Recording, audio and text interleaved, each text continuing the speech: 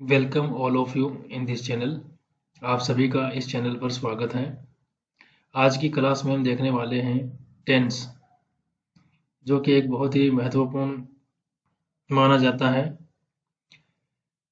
English बोलने के लिए, इंग्लिश लिखने के लिए और इंग्लिश सीखने के लिए हमें टेंस बहुत ही ज़रूरी होते हैं। तो चलिए देखते हैं टेंस क्या होते हैं, कितने प्रकार होते हैं। टेंस का मतलब होता है समय से। टेंस का मतलब होता है समय से, काल से, टाइम से। Tense denote the time of action. Tense क्रिया के समय को दर्शाते हैं। टेंस यह दर्शाता है कि कौन सा कार्य हमने कब किया, किस समय में किया। They show when the work is done. वे दिखाते हैं कि काम कब पूरा हुआ। टेंस के जरिए से हमें मालूम चलता है कि कार्य कब पूरा हुआ। टेंस मेनली तीन प्रकार के होते हैं। They are mainly three types. Present tense, जिसको हम वर्तमान काल बोलते हैं। पास्ट टेंस, जो बीत गया है, जिसको हम भूतकाल बोलते हैं। और फ्यूचर टेंस, जो फ्यूचर टेंस का मतलब होता है भविष्य काल, जो कि आने वाला है, फ्यूचर है, उसके बारे में। इन तीनों को फर्दर आगे चार चार में डिवाइड किया गया है। प्रत्येक के चार चार भाग होते हैं। चलिए देखते हैं। They are further divided into four types. इनका इनमें से पहला है प्रेजेंट सिंपल टेंस, जिसको हम प्रेजेंट इंडेफिनिट टेंस भी बोलते हैं। दूसरा है प्रेजेंट कंटिन्यूस टेंस। तीसरा है प्रेजेंट परफेक्ट टेंस। चौथा है प्रेजेंट परफेक्ट कंटिन्यूस टेंस। इसके ये चार प्रकार होते हैं। इसके आगे सेम पास्ट में भी यही होता है। Past simple tense, past continuous tense, past perfect tense और पास्ट परफेक्ट कंटिन्यूस टेंस। इसके बाद फ्यूचर में भी future simple tense, future continuous tense, future perfect tense, future perfect continuous tense. इसके बाद हम देखते हैं सबसे पहले वाले की प्रेजेंट सिंपल टेंस की पहचान क्या होती है, कि हम कैसे मालूम चलेगा कि ये प्रेजेंट सिंपल टेंस है या इंडेफिनिट टेंस है।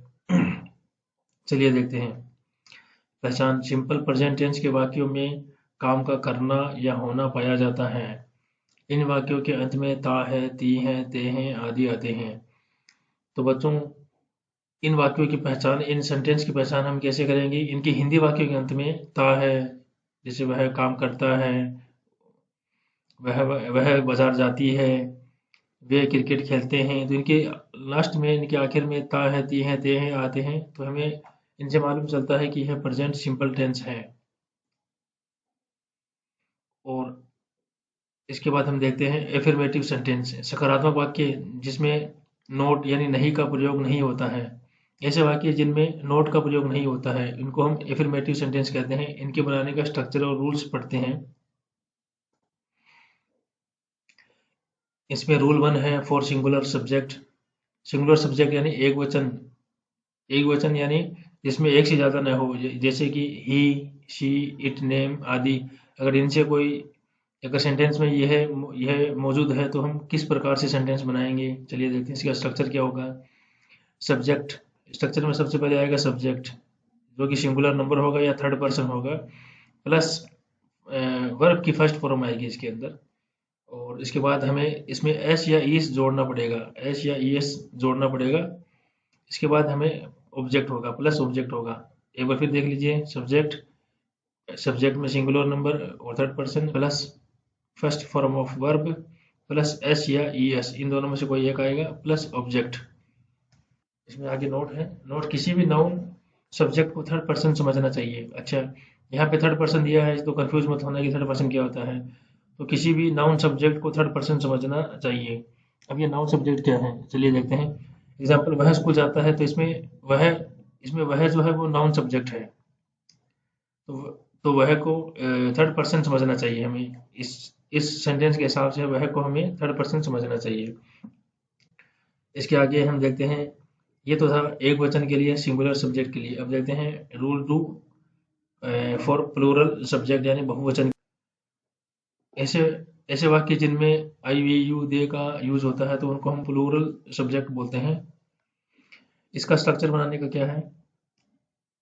सब्जेक्ट, जो कि प्लूरल नंबर होगा, plus first form of verb, plus object. Note, plural number में सब्जेक्ट होने पर आई वी यू दे, अगर सेंटेंस में ये है आई वी यू दे है तो वर्ब में एस या इस का यूज नहीं नहीं होता है।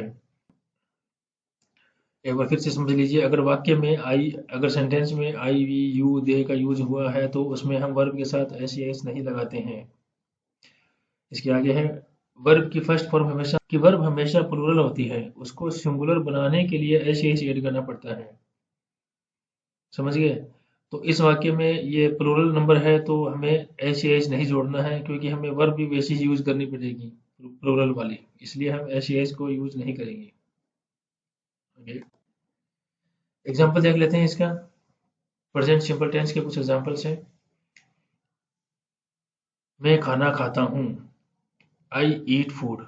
इसमें आई का यूज हुआ तो हम एच या एस का प्रयोग नहीं करेंगे, जैसा कि ऊपर लिखा हुआ था।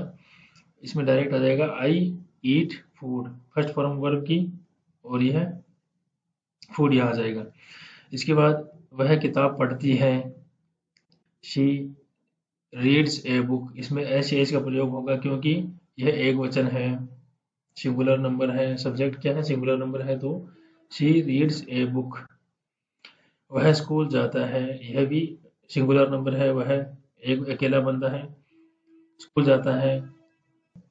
इसके आखिर में आप गौर करिए, ता है, ती है, ते हैं, आ रहे हैं, तो यह सिंपल प्रेजेंट टेंस की पहचान है। वह स्कूल जाता है, he goes to school, he goes to school, go जाना, ई एस एस या इस लगाएंगे तो हमें इसमें एस या इसमें ई एस लगाएंगे, goes, he goes to school. वे क्रिकेट खेलते हैं, यह बहुवचन है, एक से ज्यादा है, तो दे प्ले, प्लेज नहीं आएगा, इसके अंदर प्लेज नहीं आएगा, एस या इस नहीं आएगा, क्योंकि यह बहुवचन है। They play cricket, way cricket खेलते हैं। आगे चलते हैं। हम भारत में रहते हैं, वी लिव इन इंडिया। हम बहुवचन है तो एस या ई एस का प्रयोग नहीं करेंगे, हम भारत में रहते हैं, we live in India. Ravi एक ऑफिस में काम करता है, रवि एक वचन है, रवि वर्क्स, एस या ई एस लगाना पड़ेगा इसके अंदर, तो हम इसमें Ravi works in an office, Ravi works in an office. सूरज पूरब से उगता है, सूरज एक वचन है तो इसमें एस या इस का प्रयोग होगा, उगता है, rises, the sun rises in the east. सूरज पूरब से उगता है, the sun rises in the east. इसी तरह किसी आगे देखते हैं। मुझे चाय पसंद है, आई आई लाइक टी। इसमें भी एस या इस नहीं आएगा, पीछे इसके बारे में बता दिया गया है, आई के साथ भी एस या इस का प्रयोग नहीं होता है, आई लाइक टी। इसके बाद अच्छा, इसके कुछ नकारात्मक वाक्य होते हैं जिसमें नहीं का प्रयोग होता है, नेगेटिव सेंटेंसेस, उसके रूल्स और स्ट्रक्चर्स देख लेते हैं क्या होता है। इसमें रूल 1 है, इसमें सिंगुलर नंबर सब्जेक्ट के साथ वर्ब की फर्स्ट फॉर्म के पहले हेल्पिंग वर्ब, इसमें सिंगुलर नंबर सब्जेक्ट के साथ वर्ब की फर्स्ट फॉर्म के पहले हेल्पिंग वर्ब डज नॉट का यूज होता है। इसमें एक चीज एक्स्ट्रा जुड़ जाएगी, उसे बोलते हैं हेल्पिंग वर्ब। इसमें डू डज का प्रयोग होता है, लेकिन सिंगुलर नंबर है, एक वचन है, तो डज का प्रयोग होगा, और डू का प्रयोग हम आगे देखेंगे। पहले इसमें देख लेते हैं कि डज का प्रयोग होता है, डज नॉट यूज होगा इसमें, does not, helping verb does not का यूज होगा। इसका स्ट्रक्चर देख लीजिए। सब्जेक्ट यानी कर्ता प्लस डज नॉट, ये हेल्पिंग वर्ब है, प्लस वर्ब की फर्स्ट फॉर्म आ जाएगी, प्लस ऑब्जेक्ट। एग्जाम्पल देते हैं। वह उपन्यास नहीं पढ़ती है, नहीं का प्रयोग हो गया, यानी कि ता है, ती है, ते हैं आ गया इसके अंदर, और नहीं आ गया तो ये नेगेटिव सेंटेंस है, और वह है तो यह नेगेटिव सिंगुलर नंबर है। सिंगुलर नंबर है तो हमें डज का प्रयोग करना है। She does not read novels, she does not read novels. इस तरीके से हम इसको सेंटेंस बनाएंगे। और वह स्कूल नहीं जाता है, he does not go to school. तो इसमें डज नॉट का प्रयोग इस तरह से होगा। आगे चलते हैं। रूल 2, इसमें प्लूरल नंबर सब्जेक्ट के साथ वर्ब की फर्स्ट फॉर्म के साथ हेल्पिंग वर्ब डू नॉट का यूज होगा। अगर सेंटेंस में बहुवचन सब्जेक्ट है, जैसे आई वी यू दे, तो उसमें हम हेल्पिंग वर्ब डू नॉट का यूज करेंगे फर्स्ट फॉर्म के साथ, वर्ब की फर्स्ट फॉर्म के साथ हेल्पिंग वर्ब डू नॉट का यूज करेंगे। इसका स्ट्रक्चर है subject plus do not plus first form of verb plus object.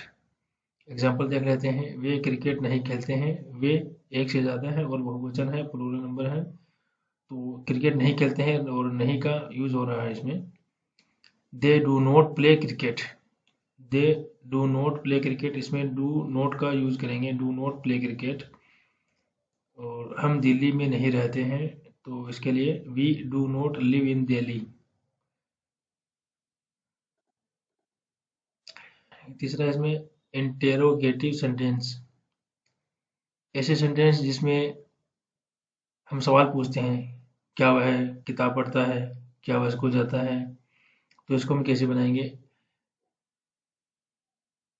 He she it और एक वचन नाउन सब्जेक्ट के साथ डज वाक्य में सब्जेक्ट से पहले यूज करते हैं।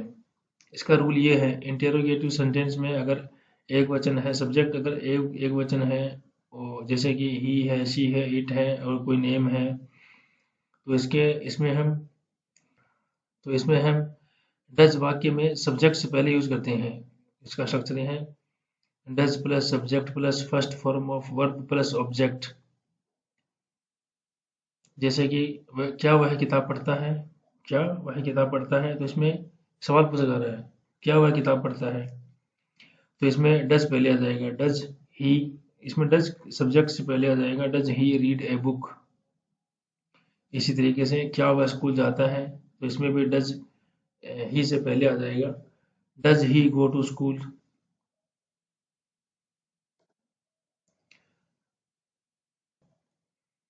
रूल 2 है, इंटेरोगेटिव सेंटेंस में आई, वी, यू, दे और प्लूरल नाउन सब्जेक्ट के साथ डू वाक्य में सब्जेक्ट से पहले यूज करते हैं।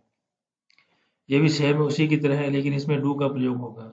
इसका स्ट्रक्चर है do plus subject plus first form of verb plus object. क्या वे क्रिकेट खेलते हैं, क्या वे क्रिकेट खेलते हैं, क्या वे, सवाल पूछा जा रहा है और एक से ज्यादा है इसमें, तो इसमें हम प्रयोग करेंगे डू का, डू दे प्ले क्रिकेट। क्या तुम्हें चाय पसंद है, इसमें यू का प्रयोग हो रहा है, आई वी यू दे इसमें लिखा हुआ है यहाँ पे। क्या तुम्हें चाय पसंद है, डू यू लाइक टी, इसमें हम डू का यूज करेंगे, डू यू लाइक टी। इसके बाद है इंटेरोगेटिव नेगेटिव, सवाल पूछा जा रहा है लेकिन इसमें नहीं का यूज होगा, सब्जेक्ट के बाद नोट यूज करते हैं। इसमें सिर्फ हमें क्या करना है, नोट का प्रयोग करना है इसमें, बाकी सेम वही है।